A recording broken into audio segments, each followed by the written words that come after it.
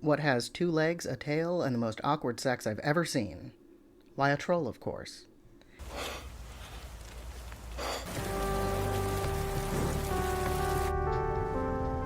Border is a 2018 Swedish fantasy film which depicts a strange-looking customs agent, Tina, with a supernatural ability to sniff out abnormalities and feelings of intense guilt or shame. Early in the film, Tina sniffs out a man who has inappropriate images of children on his phone, and she's recruited by the cops to help ferret out an inappropriate images of children ring. After meeting an odd-looking guy with similar features to her own at the airport multiple times, Tina insists that they strip search him, but the only abnormality her colleague discovers is that the guy seems to have a vagina. Ja, du som skulle ha gjort det där, inte jag. För att använda facktermen så har hon slida, inte penis. And the guy who does the search is confused by the man's gender, switching to she pronouns immediately. I svanskotan, men det. So Tina apologizes and befriends the strange guy, allowing Vore, his name is Vore, spelled V-O-R-E, I hope I'm pronouncing that right, to stay in her guest house. And despite Tina's relationship with her dog-obsessed deadbeat boyfriend Roland, a romance founded on a mutual connection with nature blossoms between them. Vore tells her that she is a troll, which explains, well, it explains a lot. However, Tina eventually discovers that Vore has been enabling the trafficking of children for the very crime ring that Tina has been seeking to bring to justice. Du har väl hört talas om bortbytingar? De tog oss. Jag tar deras barn. Vad gör du med dem? Jag säljer dem. She tries to get Vore arrested, but he escapes. Tina's father tells her the truth about her origins.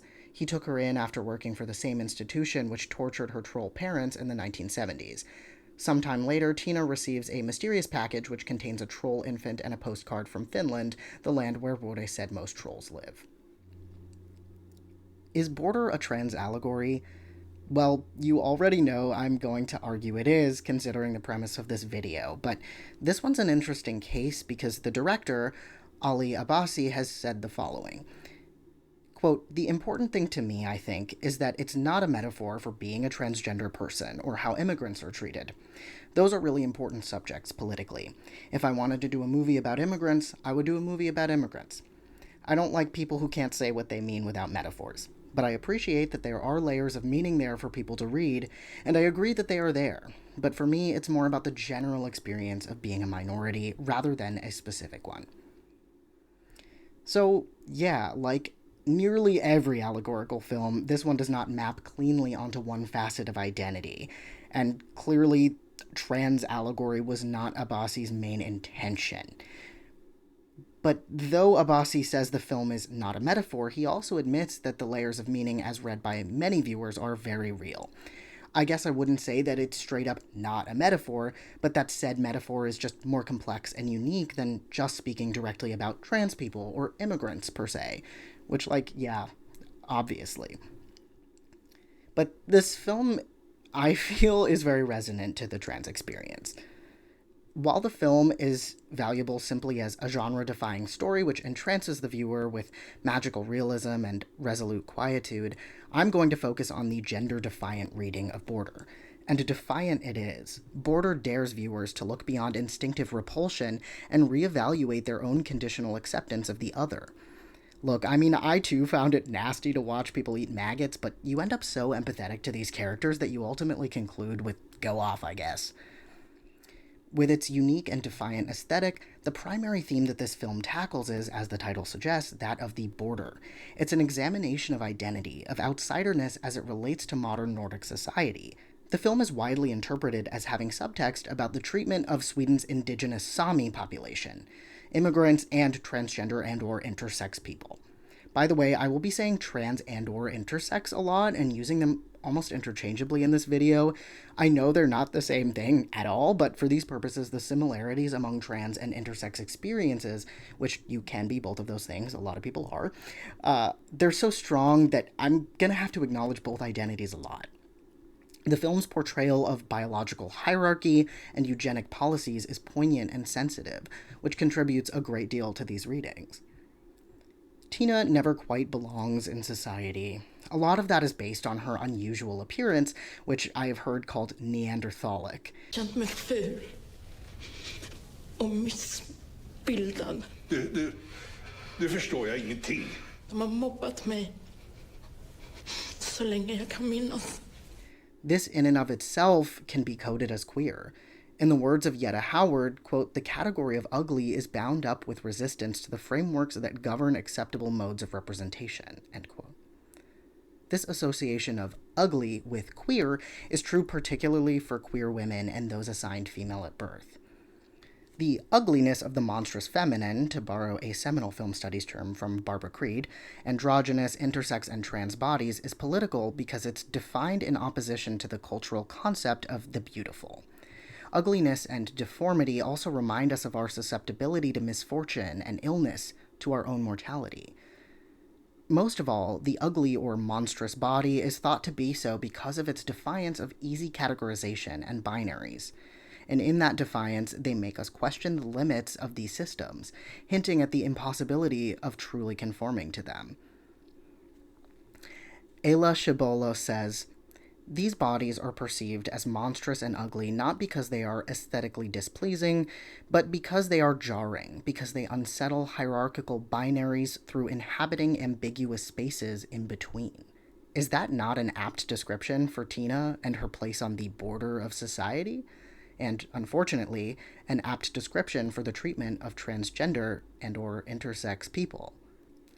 However, Tina learns to reinterpret her ugliness, in my reading transness, with Vore. Take the scene in which Vore and Tina first become intimate. Though Tina insists that there's something wrong with her, that she is deformed, and that she has a, quote, chromosomal defect. Sen trodde jag att jag var något speciellt. Hade en massa olika idéer om mig själv.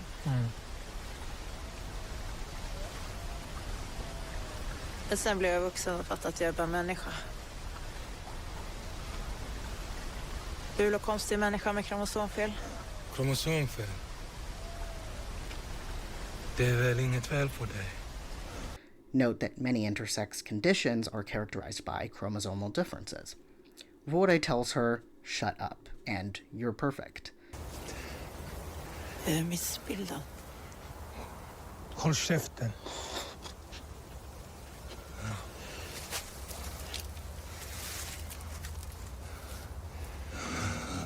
Du är helt perfekt.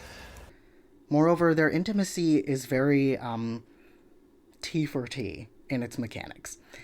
Without getting into too much detail, Tina tops Vore. Vore also points out where her troll tail was severed at birth, a scar she never understood until now, lamenting for her poor little tail. The severing of Tina's tail as an infant is reminiscent to me of the obviously non-consensual elective surgeries forced upon intersex babies.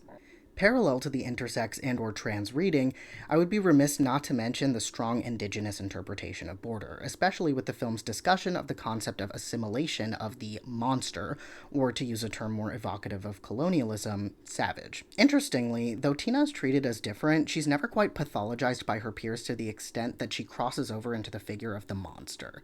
This is due to her successful forced assimilation into Nordic society, especially her usefulness to the state as a customs agent and law enforcement consultant. This indigenous interpretation is layered on top of the trans dichotomy of assimilation, passing versus being clocked. The mass kidnapping and medicalized abuse of trolls said to have occurred in the 1970s is also very obviously reminiscent of the treatment of indigenous people. Similarly to the story of North America, Sami people were subject to forced assimilation and discrimination by the Swedish state, including in the form of Sweden's own version of the residential school. To quote from John Last, quote, "As in Canada, these church-run schools became theaters for humiliating scientific experiments and clerical abuse. Racial biologists also conspired with bishops to dig up the remains of Sami children and elders, many of which still sit in museum collections across Europe.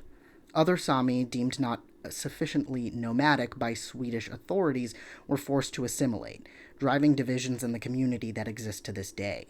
Connecting to these institutional abuses of both the living and the dead, there is an especially affecting scene in which Tina discovers the mass gravesite in which her biological parents are buried and sits there grieving. In contrast to Tina, Vore is more like the unassimilated native, or the non-passing trans person in my trans metaphor. Though his features are quite similar to Tina's, he's treated more as a monster than she. In the words of Marcia Miskimen, quote, monsters and freaks of nature provided science with an other by which to define healthy, normal animals, most significantly being, of course, normal human specimens. So-called monsters and freaks were identified, used for experiments, explained and controlled through forms of knowledge which normalized correct or proper bodies. Border beautifully explores society's definition of freak versus normal, which resonates with both indigenous and, more importantly for this video, trans and intersex experiences. Subject to such medical experiments and institutional control, Abbasi's trolls are a clear example of the arbitrary cruelty of society's definition of the monster. Abbasi deconstructs this concept by making us sympathize with the trolls, in my reading, that is, transgender people, instead seeing those who reject them as monstrous. This complication and disruption of the bodies defined as ugly and monstrous lends itself beautifully to a trans reading of Border. Är du säker på det? Jag har inget att förlora. Du ska tänka dig noga för. Vårt sätt att leva. Det är inget rätt liv. Det är slitsamt.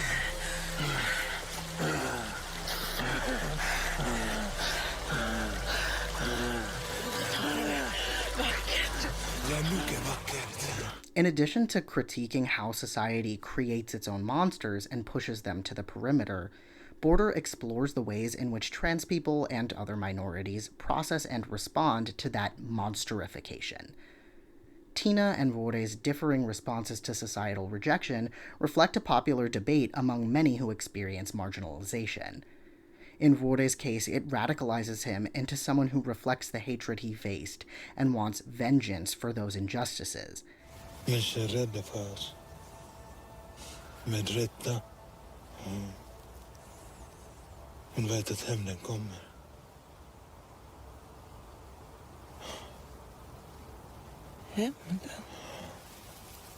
He's willing to enable this child trafficking ring just to punish the human race and prove how evil they are and how they will self-destruct if allowed to. While Tina/Riva, her original troll name was Riva, she later discovers, doesn't want to be evil and insists that not all humans are, Så du vill vara människa? Jag vill inte skada någon. Är det mänskligt att tänka så? she kind of goes through the nuances of this herself and really kind of debates it. And the film concludes in an ambiguous way as to her views on the human race and morality. She's grappling with her father's betrayal, him taking her from her parents and not telling her of her true origin all these years irreparably scars her perception of humanity. Lyssna på mig. Ja, jag ska lyssna om du använder den snälla tonen, inte den arga tonen. Pappa! Pappa! Pappa är död! And the film does conclude on a hopeful, kind of pastoral note, but it also has this separatist streak, considering Riva presumably isolates from humanity and raises her troll offspring in peace in the forest.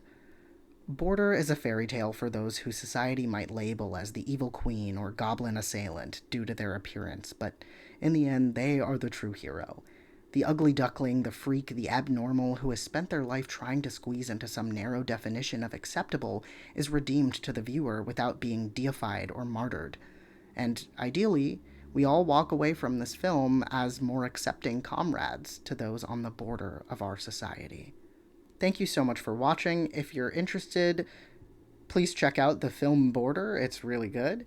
And stay tuned for my next video, which is going to be a breakdown of the film I Saw the TV Glow, which is a very notorious trans film. So that will be my conclusion to the series, and I'll give some more general takeaways about trans allegory in media in that video. I will see you then.